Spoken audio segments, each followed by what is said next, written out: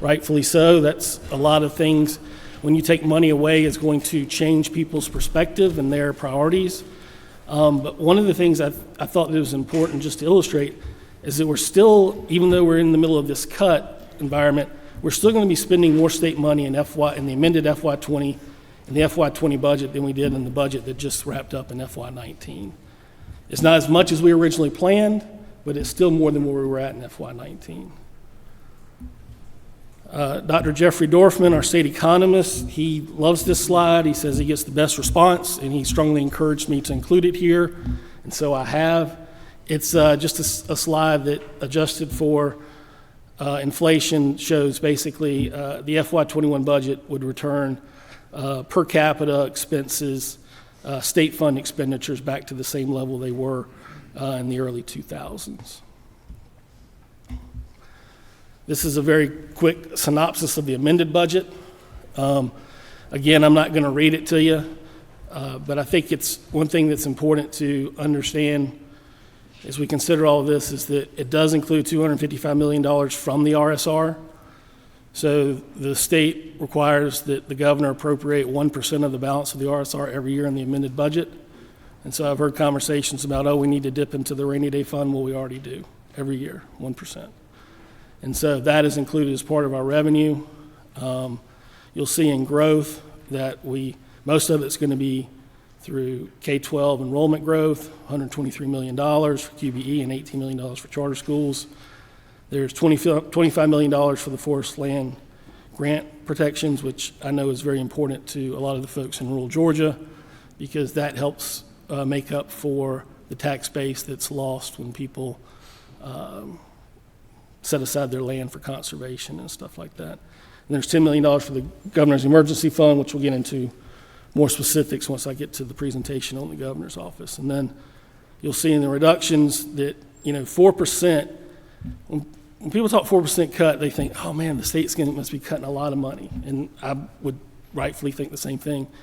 But the 4% cut in actuality resulted in about a $216 million cut out of about a 27 plus something billion dollar budget.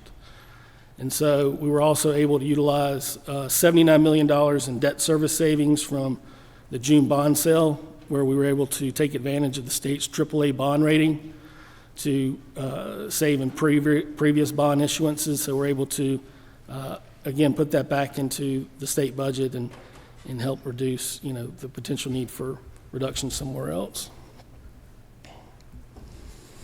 The FY21 budget, we're actually going to plan for revenue growth of almost $500 million, although $50 million of that is dedicated to transportation funding. So, roughly $430-something million of state funds. A lot of the growth is going to be going to, what we call mandatory spending, formula-driven stuff, in addition to the $2,000 pay raise for certified personnel and the $1,000 pay raise for employees making under $40,000 annually. We're also we'll start up a new trust fund account, the Georgia Outdoor Stewardship Act. The base funding for that has been provided in the FY21 budget. And then again, you'll see a 6% reduction. When you look at a $28 billion budget, like, wow, that must be like $300 million. I'm sorry, $3 billion. It's $341 million.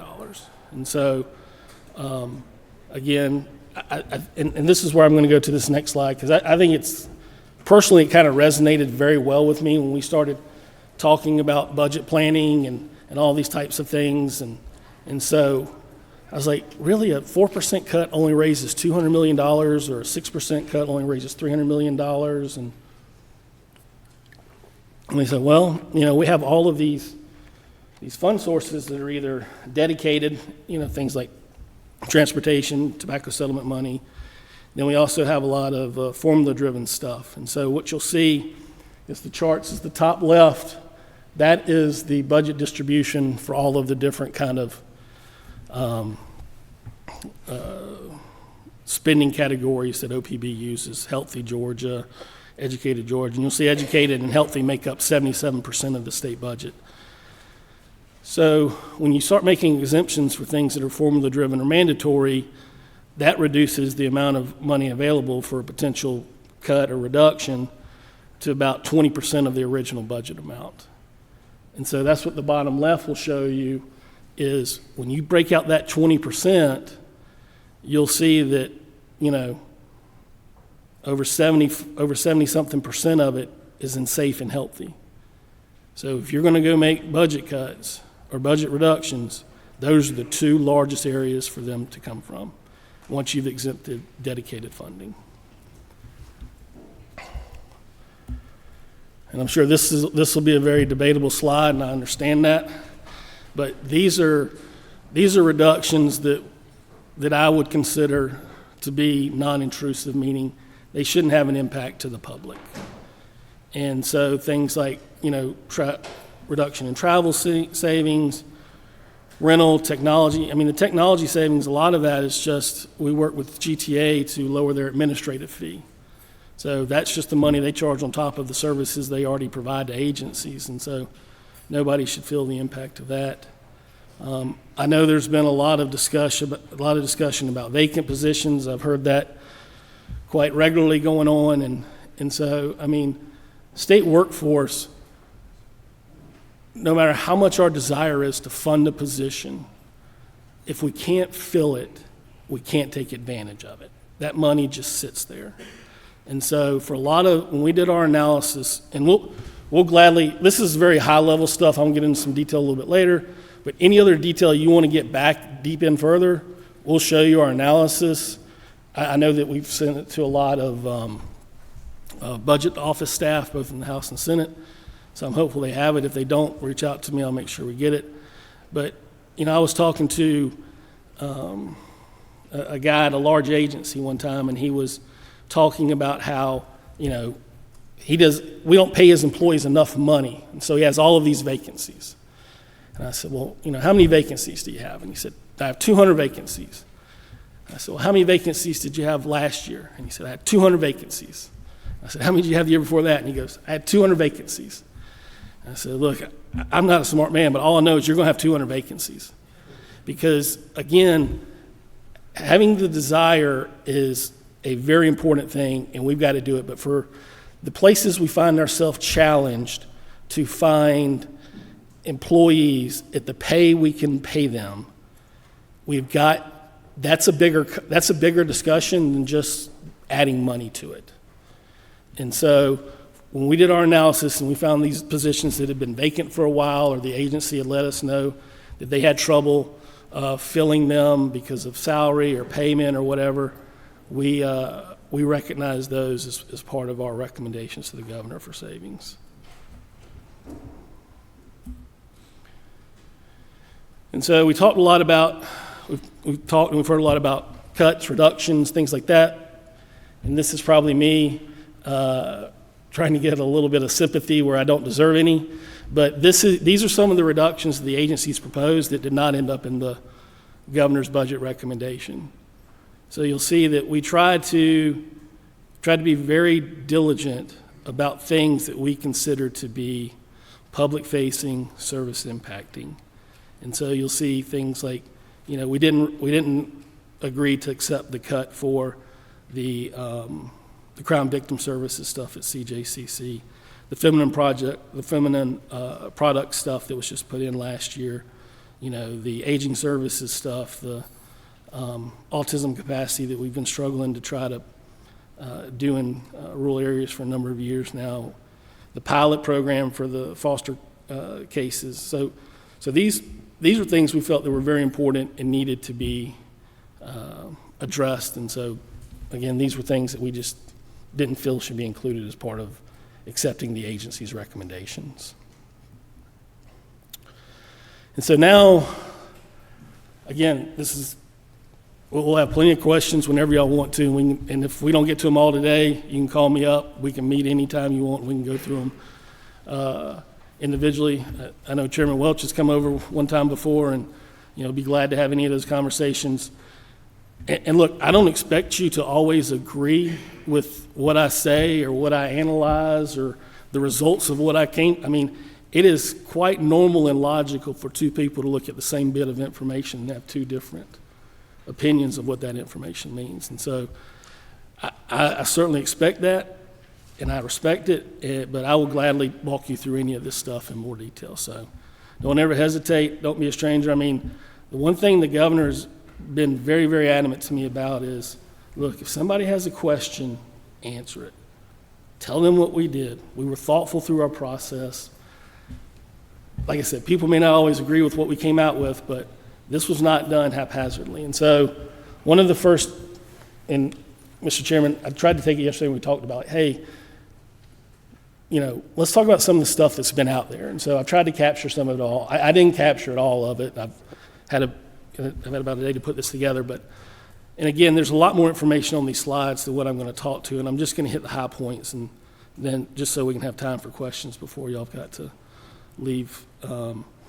So the general crux of DBHDD and all of the discussion I've heard about cuts as it relates to DBHDD, the point I wanted to try to get across with this slide is that, yes, DBHDD has been asked to take a reduction, but it's a reduction from the $75 million of new funding. It's not a reduction to anything that they've been doing historically. And even when you start to incorporate all of these reductions or cuts we're imposing on them or asking them or proposing on them, they're still going to have $41 million extra in amended 19 and $50 million extra in FY21 than they did in FY19. And so I get that may challenge some of the plans they had, or it's very frustrating to them because they may not be able to realize everything they'd hoped to. But again, going back to the slide I showed you before about when you exempt, all those fund sources, you have to cut money somewhere. And so I get that this is painful, but again, we tried to be thoughtful about it. We tried to do it in a way that is not going to be impactful, especially to the people that the state is serving today. The Department of Public Health, I don't see Dr. Toomey around, but I've listened to a lot of her presentations, and every time I've spoken with Dr. Toomey, I've found her to be incredibly insightful, especially as it relates to the county public health system. And she has been very helpful in working with the governor and our staff of making sure we're doing what we can to minimize whatever reduction there may be from the county public health systems. And so what you'll see here, and you'll see it in some other places, is we're encouraging state agencies that are having to absorb these reductions or cuts to find other ways that they are already entitled to get money. So like one of the things that county health boards have access to is county money. And so we are encouraging them to have their discussions with their county partners to see what their flexibility is. I'm sure the county people won't like me saying this, but because of the TAVT change that occurred on July 1st of 2019, they're going to see about $170 million more from the state this year than they did last year. And I'm sure that there's great reasons that it's already going to be spent, but we're very hopeful that one of the things they might consider it spending on is helping some of these agencies that do support their communities, helping them to continue to support their communities. And so the other thing that I thought was important to point out about public health is that the reductions we've asked of them is in their general grant and aid program. This is their most flexible funding source. This is what they use to fund most of their administrative work as well as just their general operational work. And so we thought doing the cut there rather than their programmatic grant and aid, which is more dedicated directly at services, it will be least impactful, and they can maybe get through this through better administration and management and supporting DPH and the governor's initiatives. And so that's kind of the point I wanted to make there. GBI, I've heard a lot about the lab and the challenges there. And so, our recommendation was for the 3 vacancies to hold were to be in toxicology, firearms, and impressions. nothing to touch the chemistry or forensic biology disciplines. One of the things, GBI is another agency that I know y'all have given them a lot of money in their lab, right? And I think they're spending it. I mean, they have 16 more scientists than they did in FY17. But the thing about capacity in state government, right, is you can fund to a baseline. The challenge becomes when you get outside of that baseline. And so for the government to add one little extra bit of capacity, it starts to have to buy equipment, it has to start hiring people it hadn't hired before, and that's hard and that's time consuming. But the one thing that the public sector can provide to the state in certain situations, and I think one of them may be the crime lab, is they can provide capacity for those times when you get outside of the norms, when something shows up unexpected, because they already have the infrastructure in place. That's their business. And so one of the things that I had talked to Director Reynolds about, and I've gotten his commitment, is that anything from the rate kits or anything from the lab will not see a degradation of service. We're going to really put a lot of work into finding out how to create a sustainable way of managing that lab so that we don't find ourselves in a backlog of 4,000 rate kits ever again. So I take him at his word. I agree. I personally think the process is good, but again, I get that y'all may not, and that's what all of this great debate is about, right? And so, but I just thought it was important that we explain what our position is. And then with accountability courts, I've heard a lot of discussion about how the cuts will impact accountability courts, and they've been so successful, and I concur completely with their success. When we did our analysis, we found that, in FY19, they had returned about $1.4 million of grant funding, and that not only that, they have a practice of whereby when they fund the counties initially, it's at a level of about $28 million, and that creates this supplemental grant that they then kind of give out at the end of the year. And so what we've just asked them to do is to continue that same level of funding to the accountability courts of the $28 million to the local courts, and then for the rest of it, the supplemental grants or the surplus money to just continue to manage as they have. Public Defenders Council, gotten a lot of talk, a lot of discussion about Public Defenders Council, and you'll see there where it talks about 15 vacant state funded in FY20 and 27 state funded in FY21. Those are big numbers, but in the context of public defenders having about 800 employees, that's about a little less than 3% of the workforce, or right at 3% of the workforce. And if we are so tight that we can't manage the variability that's created in 3% of the workforce, we really need to look at it, because just through lapse, so when I talk about lapse, I mean a state employee shows up for a job, a state employee leaves, it's 4 or 5 months to fill the job, there's money that's created, and I call that lapse. And so what they should be able to do is just through lapse, those people coming and going, I believe they should be able to meet their reductions. The other thing I've also asked them to do, as well as y'all have put over $6 million in the budget for their conflict contracts, I've asked them to try to give me an analysis of how that's impacted their workload. Did that workload come off of the people that were already working on it, and so they went to the conflict contracts?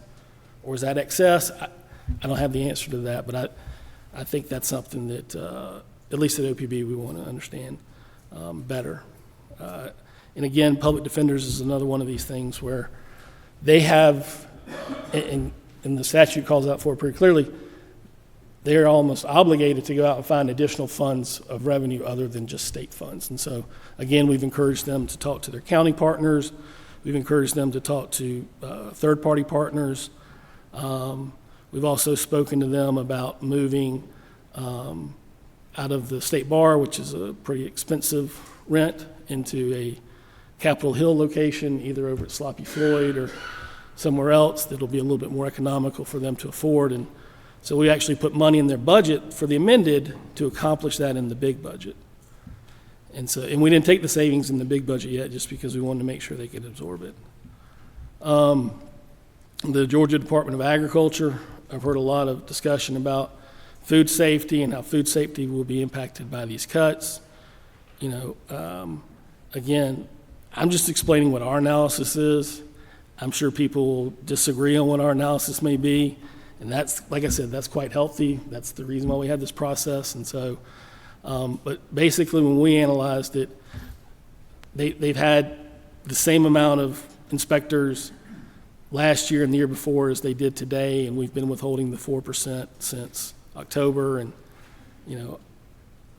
I haven't seen the challenge. And then we're also I've heard comments about how there wasn't enough funding for the pay raise, and so I think it's FY17 or FY16, FY17, FY19.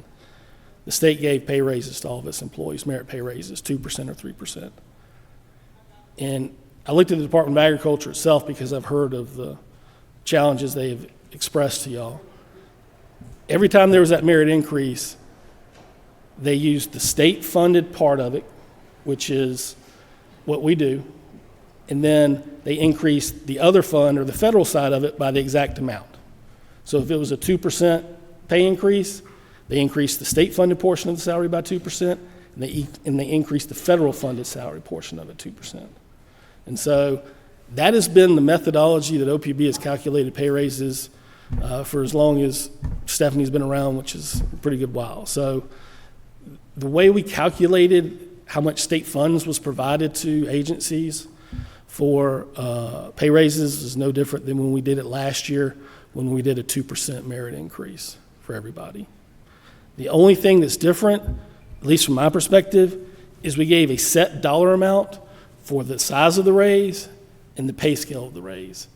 Because one of the things that we had hoped had happened with merit increases is that agencies use them strategically to address positions that are underfunded or they believe are hard to recruit for. But typically what we found was they just gave the 2% to everybody.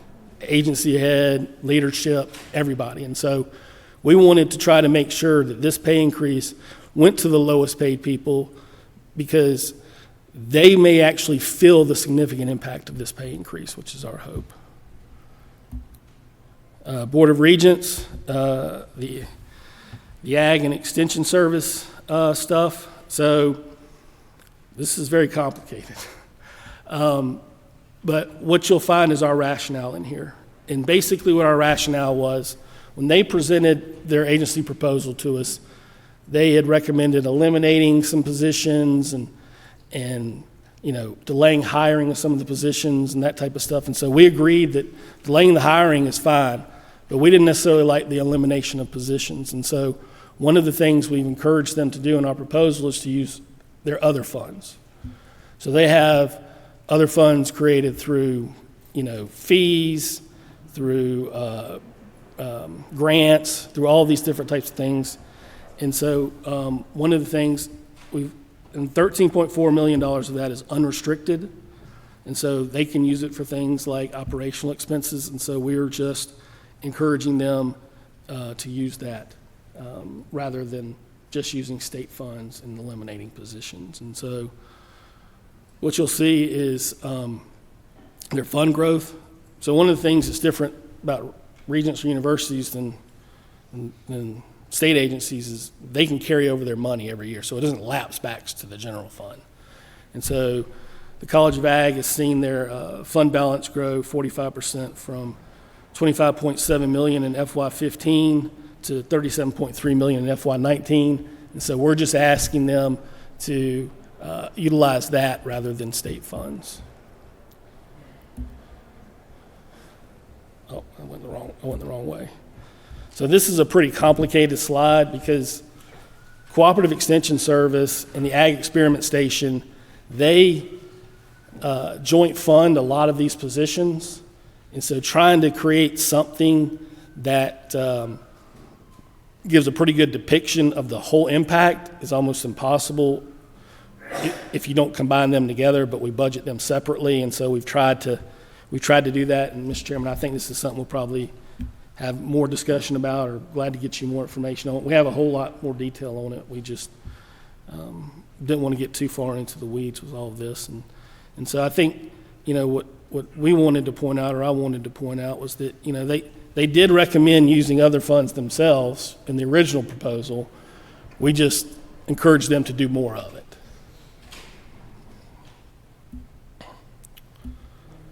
And then the Department of Education.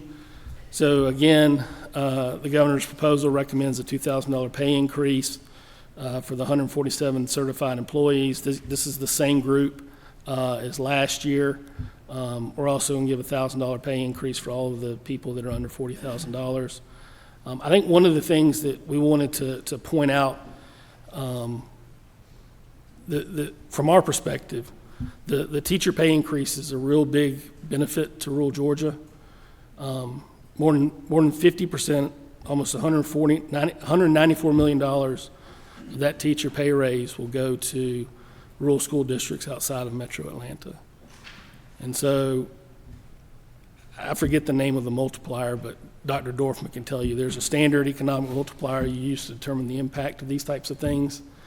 And so we predict or project that the direct economic impact of that pay raise to rural Georgia could be as much as $320 million, because in a lot of places in rural Georgia, the biggest employer in that community is the school system, and the largest employment group of the school system is teachers. We've also included $5.4 million to increase the state salary schedule for school bus drivers. I know there's been a lot of discussion about how they feel like, and they do deserve recognition. So this is our attempt to do that. I thought the other thing too that's also important to point out was back to recommendations. What was not exempted in education, so when you saw that big slice of the pie that said this is what's available left after what was exempted, is a lot of these non-QBE grant funding formula things. And so what you'll see here is that there were some of them, like the agriculture education grants, we did not agree with the recommendation of the agency to incorporate those cuts. The one big one you'll see is the reduction to the grants for career technical and agriculture expansion, education and technology. Most of that has gone to fund equipment for schools. And so our thought was that it would be better just to fund that through the program that's already in the bond package, rather than cash funding it through grants. And with that, Mr. Chairman, that's the overview of the governor's budget proposal. I have the stuff for the governor's office next, but I suspect there may be some questions. Yeah, why don't we take a few questions here real quick. Let me start with Chairman Welch.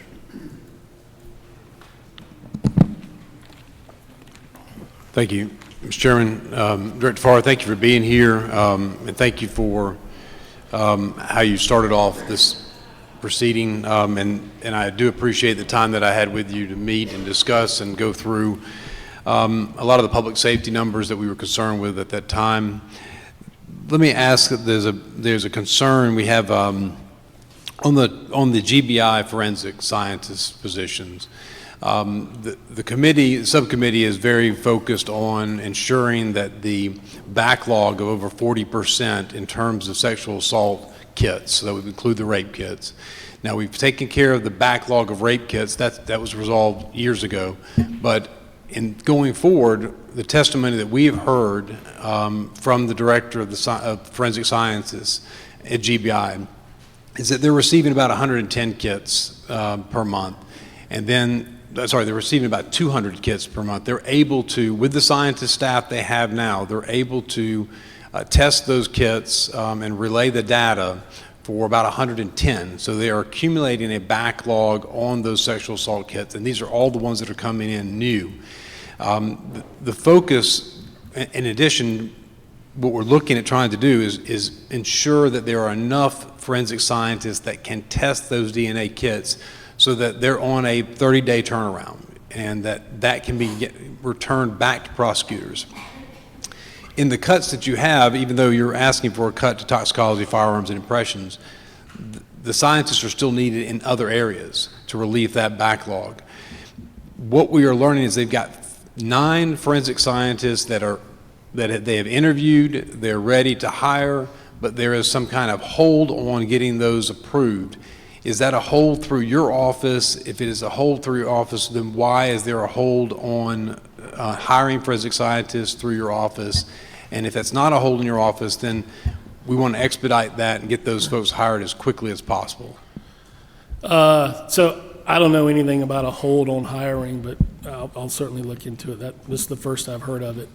But I think one of the important things to remember too in this was that to alleviate that backlog of the 4,000 rape kits, right, they did use a lot of private sector providers to get through that backlog.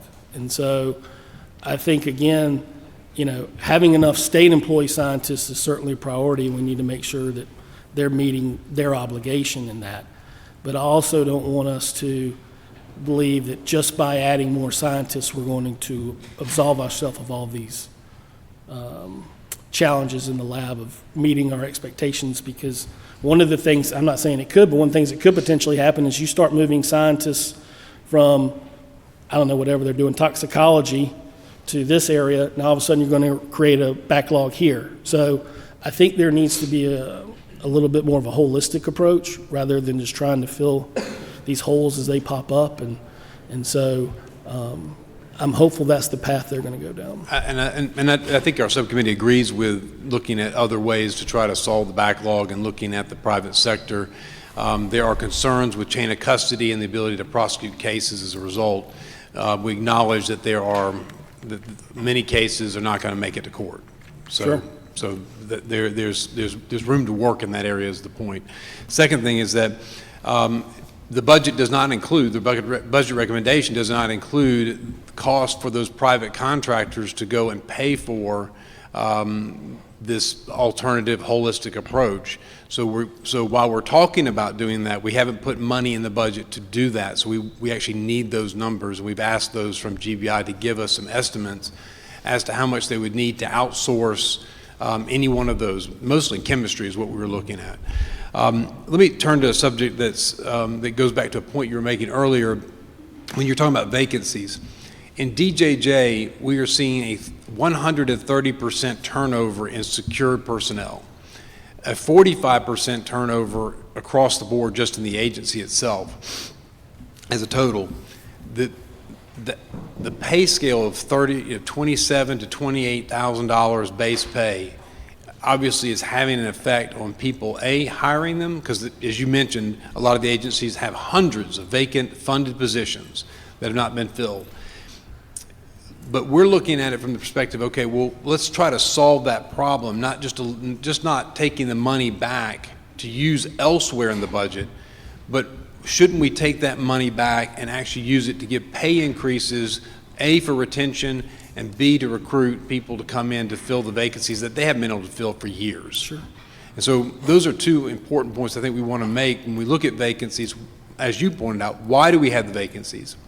What are we going to do to address those vacancies, and how long? If it's 200, 200, 200, then something is systematically wrong in that position. What do we do to address it? And so we'll be looking at trying to help with some redirect on the salaries as well as for DJJ, and I'm sure that's the case of some of the other agencies as well. So that was actually one of the very important factors we considered in doing the $40,000 pay raise rather than a straight 2% pay raise, right? Because we heard from DJJ, we heard from Corrections, we heard from DDS, we heard from DFACS, we've heard from Ag. It's all the same thing. We don't have enough money. These are very lowly paid employees. So we're like, okay, let's find something targeted we could do to make sure we're getting the lowest paid folks. And so that's a part of the component. But I also want to be very clear that people don't come to state government to get rich, and they don't leave because they're not getting rich. They typically come because they have a heart of service. And I'm not talking about corrections here specifically, or even DJJ. I'm talking about state employees in general. And one of the things that I think I need to do better as a leader is making sure that they understand their value in the process. A lot of times, especially for the lower paid people, we have limited their decision-making so much to the point where they don't see the value in their jobs anymore, and so they leave. And so I know personally at OPB, that's something I'm going to be working on.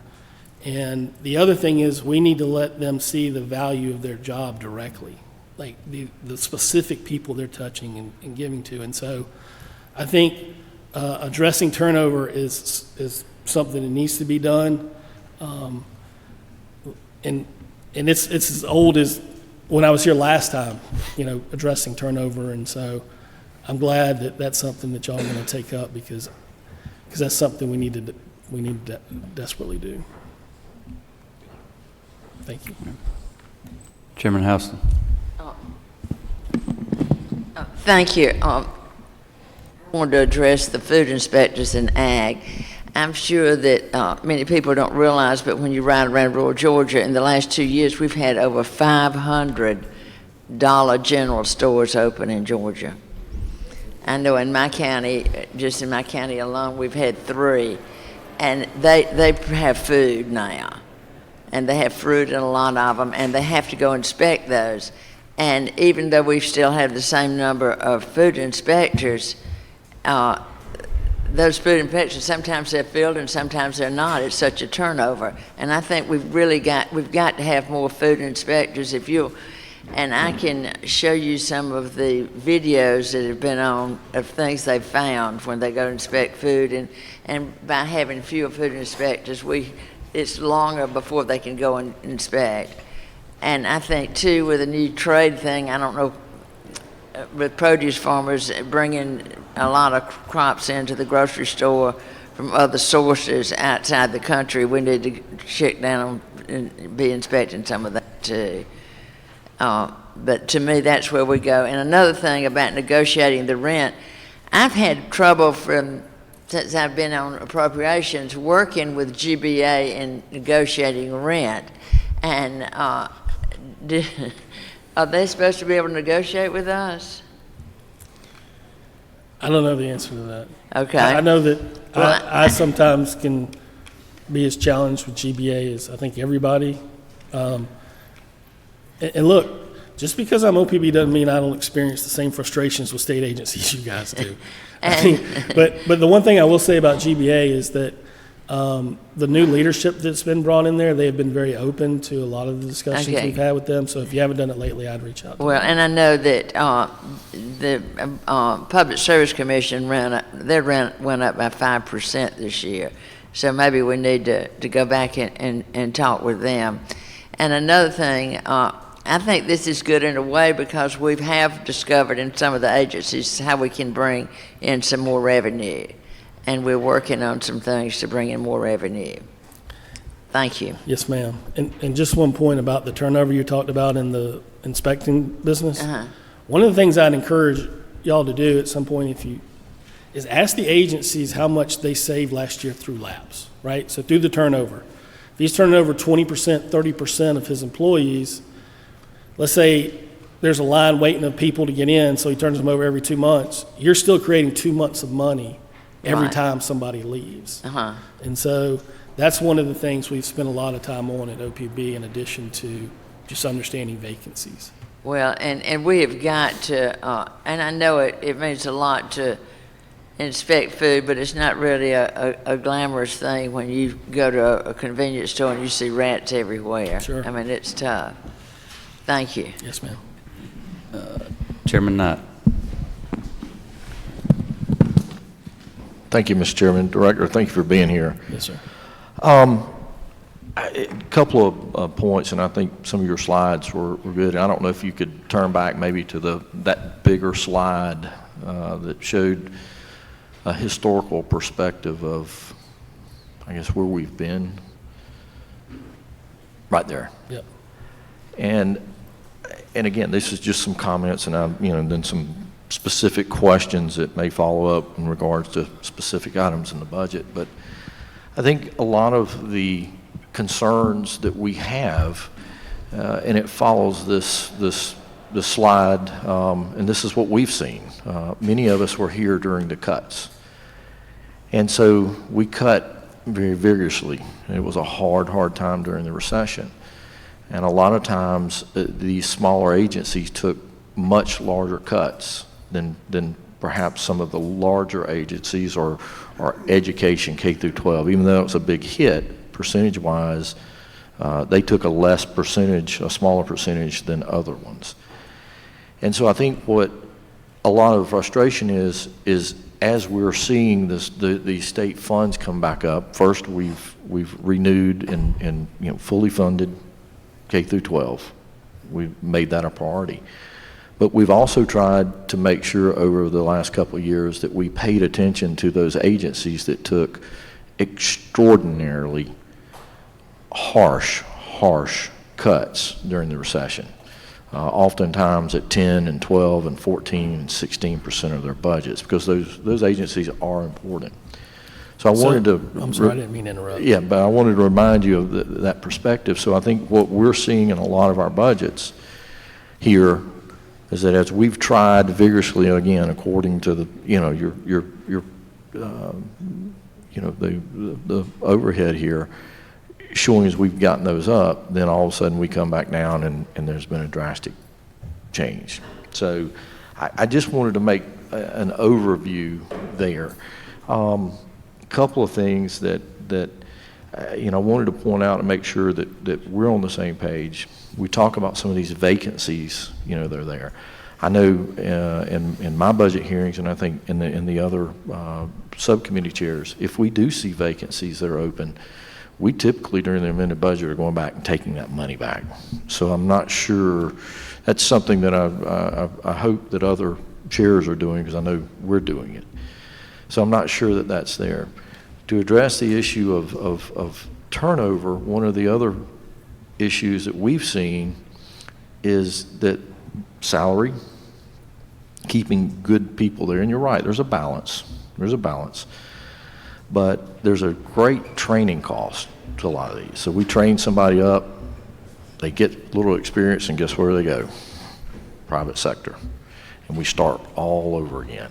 So I think that may have been something, I don't want to speak directly for Chairman Welch, but that's one of the issues that we're seeing. Specifically though, back to the budget, in regards to higher ed, especially in regards to the B budget within ag, we saw cuts in the governor's budget for about 40 positions across USG. And for each position, they were cut operating cost expenses by like $8,339 for a non-faculty position, and then $36,000 for faculty positions. And I was just wondering, where did those operating numbers come from? And second of all, why weren't operating expenses for other budgets sections cut the same way? So that's sort of the first question. Sure.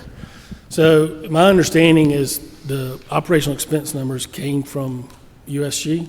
Yeah. And so that's where those numbers come from. And if we had a position that we knew tied directly to operational costs coming in, then we would have cut it. It's just, I'm not aware of very many other positions in government where when you come in, you're automatically guaranteed other types of support, like lab equipment or lab space and things like that. Okay. And again, we've asked that question, so what I'm hearing is we need to go back to USG to get more detail on that. Is that? Yeah, I mean, I'll send you all the detail we got. Okay. The second regards to, in one of your slides when you were going over the ag section with extension and such, is in regards to the ag and cooperative extensions and being directed to use other funds, if it were. And so, the grants and revenues that make up the salaries for the operating expenses, for 20 and 21.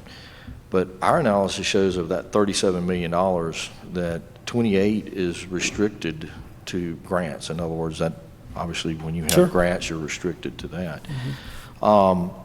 And the majority of the remaining 9 is tied back to direct sales and services. In other words, the 4-H program. Those are fees that run that program, or other specific programs such as testing, or somebody brings in for soil sample or other Sure. things. That those funds are directly supporting.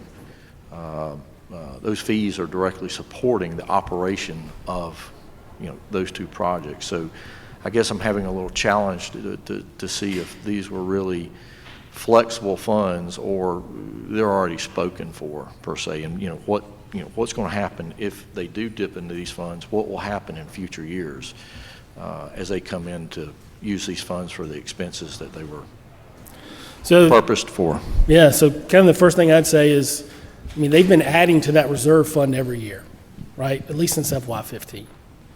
So that just intuitively tells me that they are receiving more in revenue than they are expending in expenses. And so we believe there's flexibility within reconciling the money they're already receiving, as well as potentially using what's in that reserve fund. And then the other thing I have asked for a little bit more information on and haven't gotten it yet is for the restricted funds, what are the covenants for the restriction?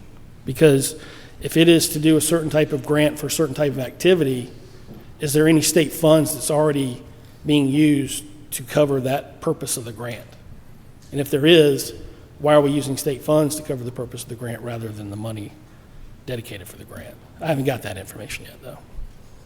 Well, again, I appreciate you coming, and that's something we're trying to make sure that we get our hands on, because a lot of these positions, both in the amended and the big budget, are directly trying to fund, agents, extension and all.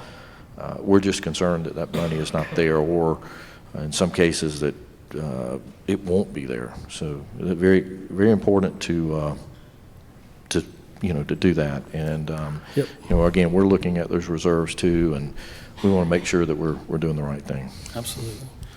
And look, it's a very important topic. Like I said, I'll send you all the analysis we've done, and again, I'm not perfect. The people that work for me aren't perfect. We certainly can get analysis wrong, but we'd be glad to have any conversation about how we got to the number we did, and if you got something that shows it differently, by all means, please let us know. Thank you. Yes, sir. Chairman Dempsey. Good morning, Yes, ma'am. Director Farr. Thank you for being here this morning, for Yes, ma'am. bringing forth some more information for us to work on, because I know that the House is very hard at work and Yes, trying ma'am. to find some ways to add to, as we usually do. That is our process. So that is the goal these next few days, to do that. This morning I want to talk to you just a little bit about the behavioral health, the DBHCD money. And looking forward, I think it's so important. We have spent 10 years working to try to establish some of those new funds. And I understand it's easier to say we'll pull back on the new funds, but the new funds were sort of our very first step at getting ahead of this, not just dealing with people in crisis or developmental disabilities that have gone too far, or the addiction population. So really trying to dig in there and find ways to work on the prevention, the early intervention. It's important.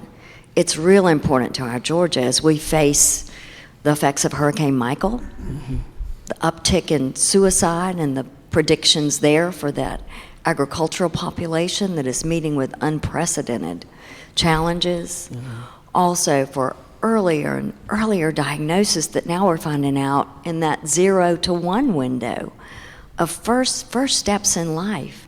It impacts our foster care population. It's intertwined in so many places in the budget to help people be healthy, keep families together, to be able to function through the educational process, through jobs, through being an economic driver, rather than a burden that they don't wish to be on our state. So I just wonder if there are some long-term sort of views into this. I know the budget process is so important, but that is how we do it. It is that financial impact of employees, of services, of peers, of everything else. So I just wonder if there are some looks ahead as to how you feel, and through our governor, you feel that we can get ahead of it somewhat. Yeah, no, absolutely. I think that, I think the governor's commitment is very strong, and I realize, you know, a cut is a cut, and it's tough to take whenever, no matter how rationalized or not rationalized. And so I know that we're going to continue to look at DBHDD. I personally do wonder if there's not some operational money that can be saved through DBHDD and maybe reutilized in a different manner. So one of the things that I'll probably spend some time on this summer is looking at their expenses and population in their hospitals. So like if you look at their hospital patients, they're about 40% less patients than they have been over the last, I don't know if it was a decade or a year or 5 years, but whatever the interval is, it's about 40% less, but we're still spending the same amount of money. And so I get that patients become more expensive and things like that, but what is the driver of that expense? And once we can determine the driver of the expense, is it something that we might be able to cover with Medicaid? Is it something we could cover with some additional funds? I mean, and I think that's something else I'll spend some time on in the summer too at DBHDD is what other funding sources are available to them, and are we maximizing all of those as best we can? And so, I mean, the state is spending $500 million more each year on this challenge than we did 10 years ago, and I predict that we'll probably continue to keep spending money, but we just need to make sure that we're doing everything we can, that it's getting to the people that need the service the most, and get the people that need the services, that it's not somehow getting caught up in administration or things like that. And I appreciate that, because this is an agency that is certainly about real people, and real people who are very fragile at all levels, whether it is with mental health or addiction or behavior or developmental disabilities, which those numbers are increasing. I mean, we're finding new diagnoses every day. I think particularly dyslexia and the uptick there and the discovery of that, and realizing really how many adults we're around, but that also the children that are impacted by that, and if we can work on those fragile little brains earlier, the impact and changes and challenges we can face. When you speak to 10 years, that's the time that the settlement began, and I first came into this work that I'm doing now at that same time and watched the closure of my hospital. So I think that certainly service delivery changed, and it became much more expensive.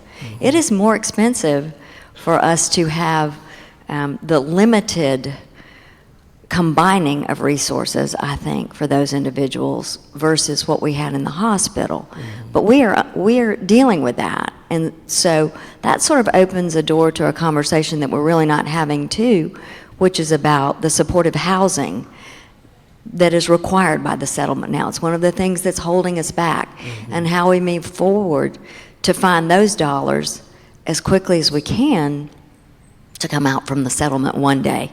I know it feels like we want. It does that to me. But over these 10 years too, I think the privilege of working with Commissioner Berry and Commissioner Fitzgerald and both of their leadership teams, and the passion and the compassion and the knowledge that they share, and that they cross over still in many ways. Mental health is total health. So certainly the combination of DCH and those factors there is very important. And I think we're fortunate to have the team that we've had to continue to work on it. But I'm pleased to know that after we finish this cycle, that you do want to take more of a deep dive into it. And I'd like to be there to help you with that, because I think getting in front of it is where we must go. We must deal with those who are in crisis, but we really must focus on some of the evidence-based opportunities that exist today to really help people be healthy earlier and earlier. You know, I understand too that possibly when we look at these lapses in employment, some of those expenses were ways that budgets were balanced previously as well within. So some are important, we don't want too much of a cushion, but sometimes some ways to figure out for someone maybe to double their workload versus hiring a new employee, particularly in the arenas of human services, I think are so important. So I think we have to be careful to not make it so tight that they cannot function at this time, and to continue to look ahead as much as possible. So I thank you for that, and my commitment is to help in any way that I can. I appreciate that. Thank you. I'll take you up on it. Chairman Taylor? Thank you, Mr. Chairman, and thank you for coming today and sharing this information. I do think it's helpful. We need to see how some of these determinations were made, but I'm not sure if all of them work. I have specifically the industrial loan, moving it to banks and banking. I recall we had legislation a few years ago and it did not pass. According to statute, the commissioner is defined as the insurance commissioner. Are you anticipating making changes? Because you can move it in a column on a accounting chart, but you have to do something legislatively to make that work. That's just one example of where I had a concern. Okay. Yep. I don't know where the legislation is, to tell you the truth. I just focus on the numbers, so I'll follow up and get back to you. Thank you. Chairman Parrish? Thank you. Director Farr, thank you for being here, and thank you for your presentation. I thought it was interesting and informative, and I appreciate that. A concern that I have is sometimes the unintended consequences of what we do doesn't always turn out in the end like we thought it would. And just as an example of that, a small cut, and you touched on it in your presentation for the Poison Center, the $49,000 cut, the way it was listed in the budget, it looks like it was an $89,000 cut. We found out it's $49,000. But when that is matched with the federal funds that they get, it's over $150,000. And one of the services that they provide that they're not required to do, it's my understanding, is dealing with calls about dog bites and rabies and how that's treated. And last year, they received over 2,000 calls in the Poison Center dealing with animal bites. And 2/3 of those are after the normal business hours, so they basically have to have somebody there 24/7.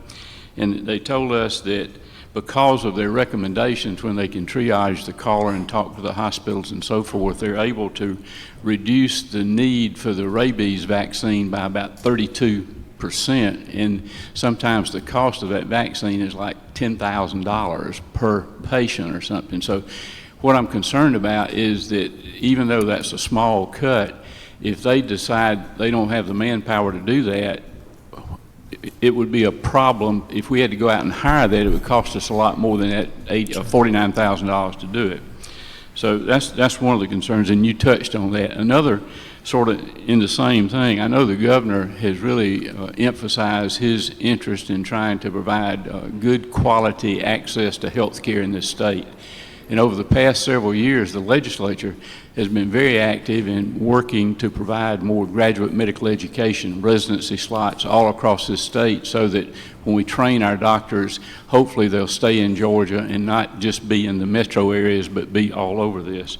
And I'm hoping that with some of the cuts we're doing, we'll be able to work to restore some of that, because just to say that we're going to have good health care, if we don't have the providers out there to provide that health care, it's not going to be able to deliver like I think you would want and I would want and the governor would want. So if you would, thank you for what you shared with us today, and let's continue to talk about the consequences of some of these cuts, and maybe if we look at it in a different light, that we can come up with a better solution that we could all be happy about. Sure. Thank you. Absolutely. And I'll send you some, because we've actually done some analysis on the residency stuff.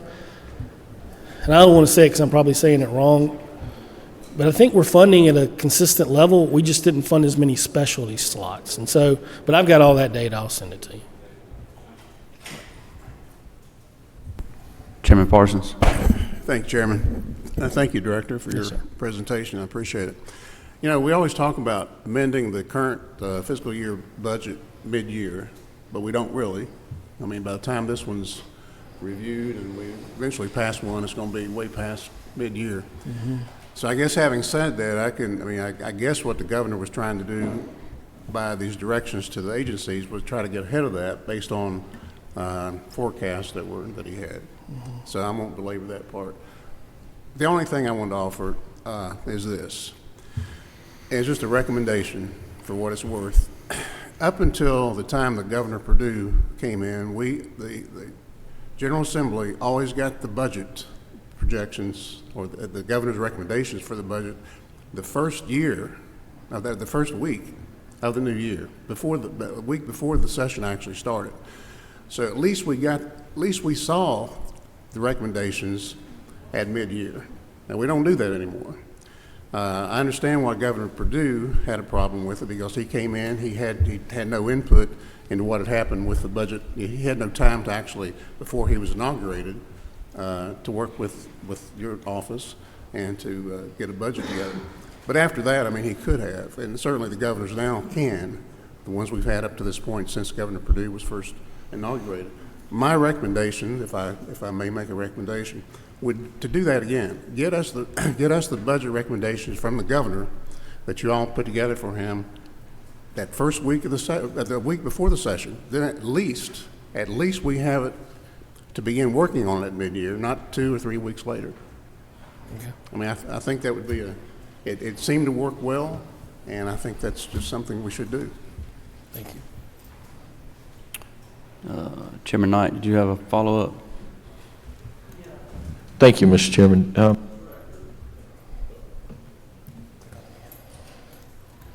right, try it now. Yeah, Director, again, I appreciate the presentation. One of the other things that we saw, and I don't know if you mind going back to your slide, that was the one, you know, the bigger picture of the proportion of where our state's money, all of our dollars go. You had broken those out. Yes. But I wanted to make get clarification, if you would. And I understand where you're going with this, but you know, the mandatory spending, you know, exemptions, and I want to make sure that may have been, you know, instructions from the governor, but from our perspective, what sets the state of Georgia apart from, say, the federal government is that our Constitution says we must have a balanced budget.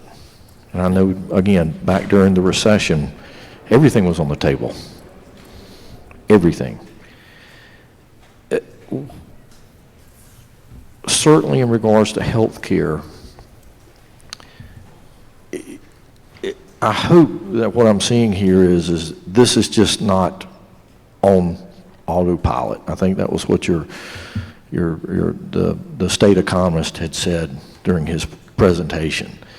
Because I think no matter what we do as legislators and the governor, we're always looking for ways to make sure that we're using taxpayer dollars the most efficient way possible.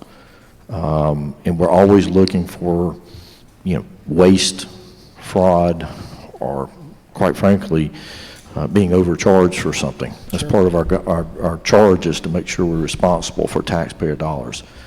So in that regard, I want to make sure going forward, I know there's some initiatives that you know, I know you're aware that we've done, that this is the governor's office and everybody is open to start looking at health care to make sure that it's running as it should, or that we're looking for waste or being overcharged. We're looking for where health care,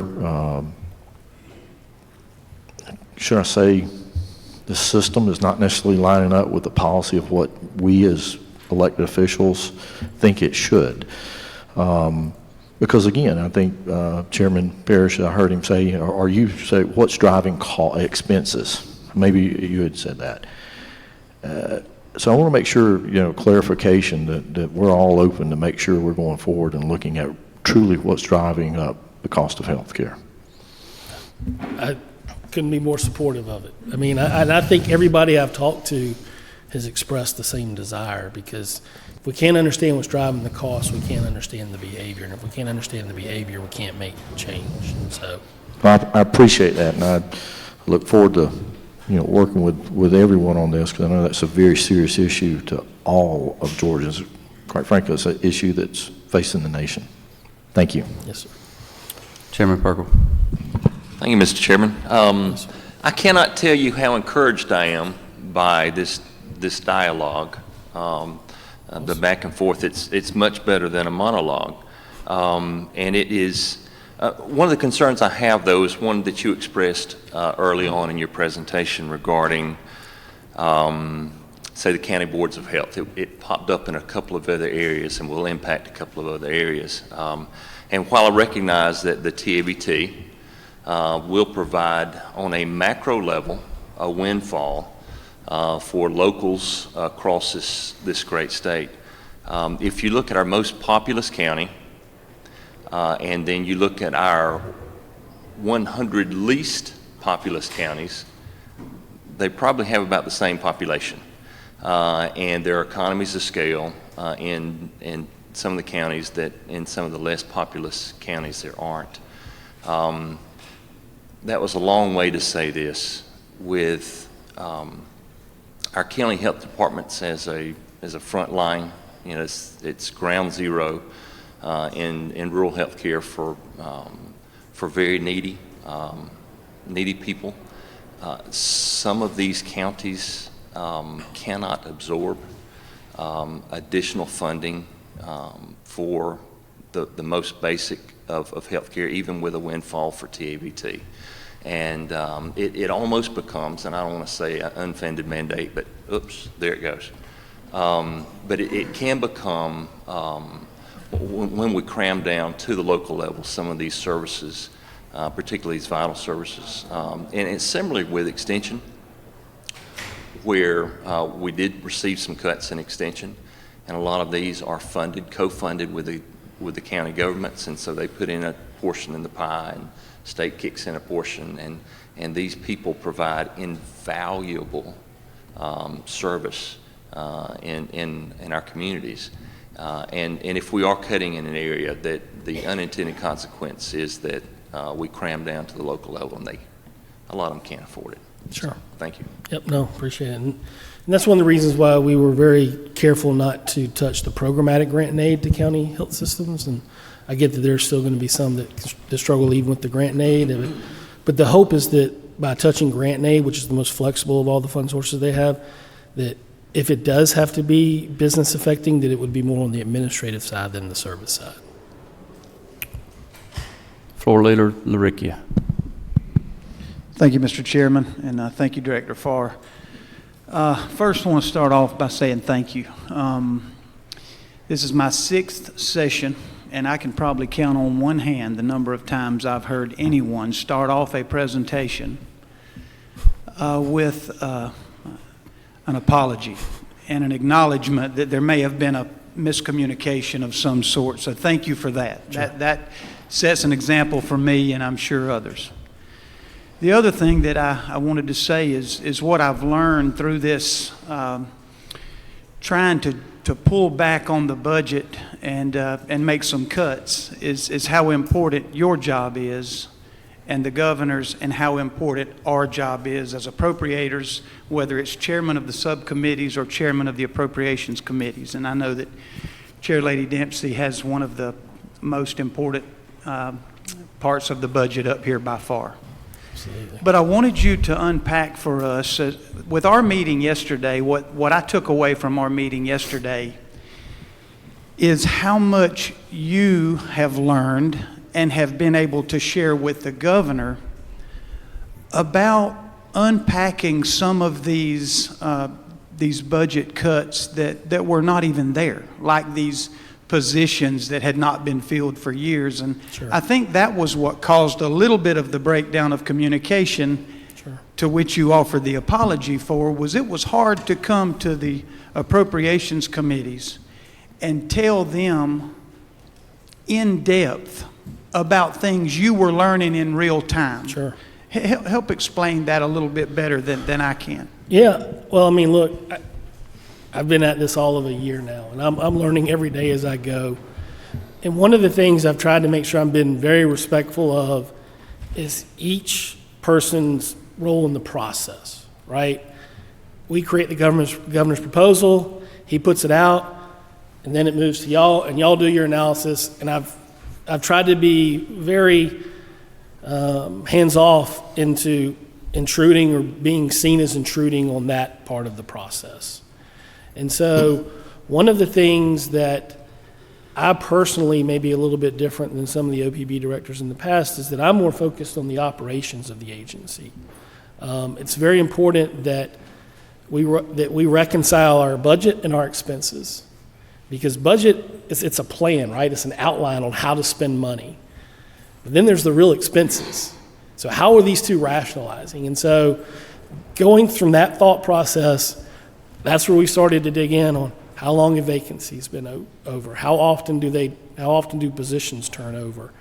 You know, how are we utilizing the different fund sources that are available to state government? I mean, you know, like Chairman Knight said earlier, I was here during the recession when I was at Secretary of State's office, and we cut 30% of our budget and 40% of our people. And so, you know, I learned a lot of lessons through that process. And so I've tried to be very cognizant in taking some of those lessons learned as we look at the bigger overall state budget. And so I think, you know, as we go along, that I will continue to focus more on that, is making sure that utilization and expenses of state resources align with the governor's priorities and the priorities of the legislature, rather than, and I get it, there's a lot of people that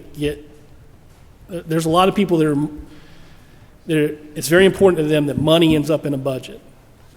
Well, and I get it, I understand it, but I'm more focused on making sure that that money that ends up in the budget is being spent the way it's supposed to be. And so that's kind of how I've gotten down this path of some of these different operational type issues. And I'll be glad, like I said, I'll be glad to share anything with anybody. I just want to make sure I'm not stepping on anybody's toes. Okay. Well, I'm going to try to tie it up on this part right here so you can actually get into your stuff. But I do want to make a few comments, Director, before I do.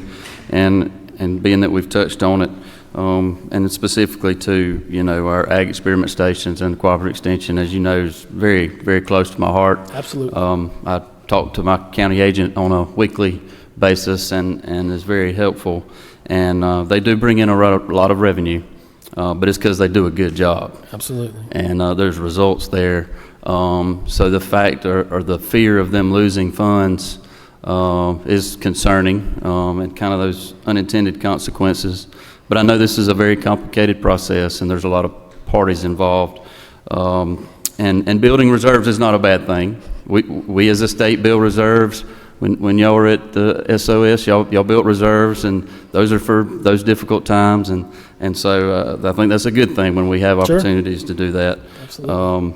But kind of going along those same lines, you know, I feel like to a certain extent we felt like maybe they were treated differently than some of our other agencies that actually took the 4 and 6, and that's kind of been where I think some of the heartburn. We had a particular agency here yesterday that's taken a deeper cut than the 6 and 4. Sure. And they actually bring in revenue.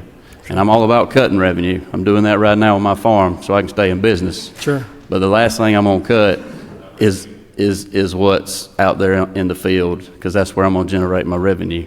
And so there was just, you know, tax collections contracts and some of those things that were, so that, I guess that idea of why are some taking more cuts than others, how do we get everybody back on the level playing field? Sure. So, I mean, the reason why some take more than others is, in our analysis, we observed more had extra capacity to take additional cuts. Because if we just did the straight 4 and 6%, right, then we would have had to have cut all of the things that, I don't know what's wrong with my computer, but anyway, here we go. See if I can move it now. Yeah. So if we had just taken 4 and 6%, we'd had to take all these cuts with it as well. So because we were able to find some other savings that we thought could be recognized, to use cooperative extension as an example, you know, that when they hire people, they get welcome package, may be a bad term, but they get the welcome package that includes operational costs and things like that. So I think for a teacher, it's like $30,000, and for an employee, it's like $8,000, whatever. So if we're going to delay the hiring of that position, then they don't need that cost, right?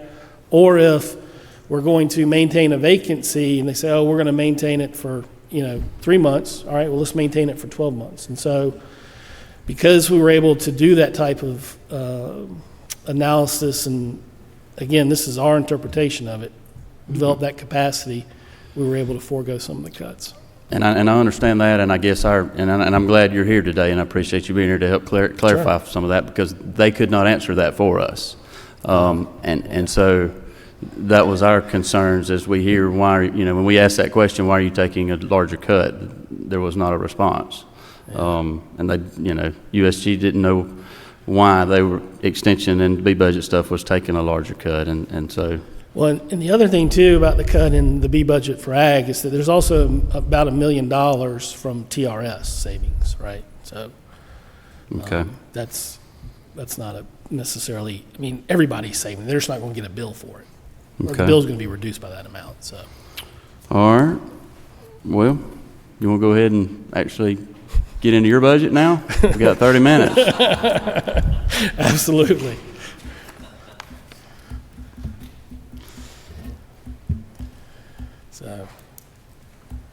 So not a whole lot's changed from the last time I was in here in the joint hearing. The governor's office, they're going to be able to absorb their cuts through basically managing vacancies, managing lapse.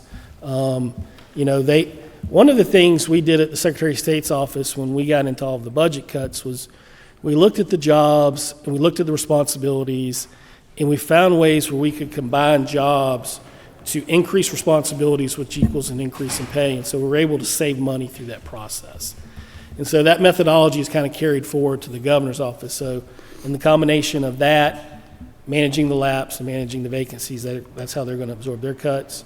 We're going, at OPB, we're going to be able to absorb ours through the same methodology, in addition to a lot of IT savings that were already happening. I believe IT savings is a great opportunity for all agencies. Now is a really good time to investigate and examine technology, because it has really evolved to a point where I think it could benefit the state and the agencies in a way that they can not only save money, but they can get a better service out of it. And then in the big budget for OPB, we removed the ad for the census, the $1.5 million. We've already pretty much spent all that money. It's happening right now. The outreach is occurring. Okay. Ads are being placed. They're buying stuff. So that's pretty much done, and the census will be April 1st, I think. And so after that, it's just all about getting the message out, and we were able to do all that with the $1.5 million. The governor's emergency fund, you'll see that we requested an additional $10 million to the base of, I think, which is $11 million. And so this was kind of the purpose for it. We've been spending more in the governor's emergency fund, mostly because of weather-related issues.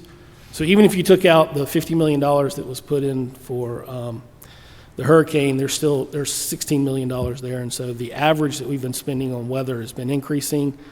And one of the things we also want to make sure as we roll into the end of this fiscal year we're prepared for is the lawsuits that could be coming from the heartbeat bill, the lawsuits that could be coming from a heightened election season, and then any of the weather challenges we may experience, because we still have bills coming in from the last time. All righty. As far as vacancies go, I know we've talked a lot about that, and a lot of our agencies have had them, but you don't seem to have any, so you must be a really good place to work, or a good boss. No, we've got them. We've got them. I think we're able to manage them. We don't have as much concern, because one of the things when Governor Deal and them were transitioning out, they left a lot of vacancies. It was pretty much a skeleton crew left, so at least at OPB, and so I was very prudent about how filling those jobs, and so we've been able to have the analysts do a lot of the yeoman's work without having to fill a lot of those vacancies. Okay. And on the emergency fund, we've had a pretty good year so far, and hopefully it'll, yes, definitely stay that way. So I guess is it just for strictly emergency, just in case? Okay. And there's currently 11 million in there? in the base. Yeah, okay. Okay. All right, well, I was trying to generate you some more questions, but that hadn't done it yet. So maybe one last one, and the strategic hiring process that was implemented, could you maybe just talk about that a little bit and how that's worked, and have there been any, how long has it taken? Has there been any denials, or kind of just maybe tell us about that process? Yep. So, God, I'm trying to forget the date. It would have been, anybody remember the date? 15th of what? 15th of December, we implemented the strategic hire process. And part of it was to, again, knowing that we are utilizing vacancies and lapse as a way of making up a lot of these funds, we wanted to get a better understanding of what the agencies were doing as far as hiring. Also, it purposely helps me better understand the positions that they are challenged in hiring. So if we keep getting something over and over. The one thing we did was we put a limit in, so everything $40,000 and below does not have to go through the process. So all of your correctional officers, your high turnover jobs, they don't have to go through it. So the thought was we would get more focused on the management positions that keep turning over, because I want to have a better understanding of what the management does, how often they do it, things like that. I think when we kicked it off, it maybe didn't go as smoothly as we had hoped, but I know we've automated that process some. We've brought some intelligence into it. So my understanding of it, I haven't heard an agency complain to me about it. I'm sure they're complaining, but they haven't complained to me about it. And I'll be glad to produce a report to show you what all we've done, what all we've denied, all that stuff. Okay, all right. Chairman Harrell, do you have a question? Thank you, Mr. Chairman. Director Farr, I want to go back to a couple questions. A question that Chairman Watson asked with regard to staff and vacancies. Do you know the total staffing positions in OPB in the budget? Total number of positions? You mean like just the OPB proper that does, or like? Right, I want the total number of positions in your department that are budgeted for? No, not off the top of my head. You know the total vacancies currently in your department? I believe there are 4. And you suggested that you're managing those vacancies well and hiring. So are those recent vacancies that are filled fairly quickly? We've heard testimony of some vacancies are, a few months. Some vacancies have been on the books for a year. And there's difficulty hiring. But are your vacancies, you have 4 vacancies, they'll be filled very quickly? I don't plan to fill any of them. Pardon? I don't plan to fill any of them. Okay. So those vacancies then that are 4, they were removed from the budget? The budget for those 4 vacancies were removed, is that correct? No, I just haven't spent the money. Okay. So you have 4 open positions that are budgeted for that you do, if I understand correctly, and correct me because I may be missing this entirely, and I apologize if I am. But did I hear you say you have 4 open positions that are budgeted for that you do not plan to fill? Yes.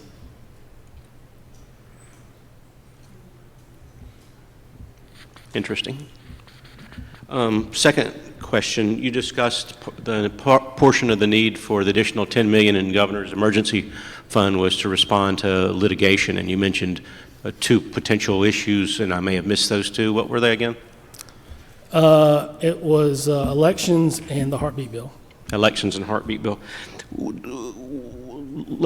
Litigation brought against the state, is that not defended by our Attorney General's office and their budget? Some of it is. Some of them is through special attorney generals appointed and paid through the Governor's Emergency Fund. So certain special attorney generals that are appointed that serve under the direction of the Attorney General are funded through the Governor's Emergency Fund? Yeah, so pretty much all of the litigation you see up there is the water wars. I see the numbers, I just don't know what that was for. That was the purpose of the question. So there are not funds in the Attorney General's office to handle that litigation, or you anticipate the cost of that litigation may exceed the funds already budgeted to the Attorney General's office? I believe it would exceed the funds that are already appropriated to the Attorney General's office. Very good. Thank you. Any more questions? Well, Director, you were worried you weren't going to have enough to talk about. It's maybe the longest I've ever talked continuously ever. Yep. But no, I guess I want to, thank you for being here, and I appreciate your transparency and being willing to talk about these tough issues that everybody's passionate about, and we do know y'all have a tough job to do. But appreciate you being here, and we'll probably be reaching out, circling Please. back up. Please so do. Thank you. Thank you. Appreciate Thank it. y'all. We're adjourned.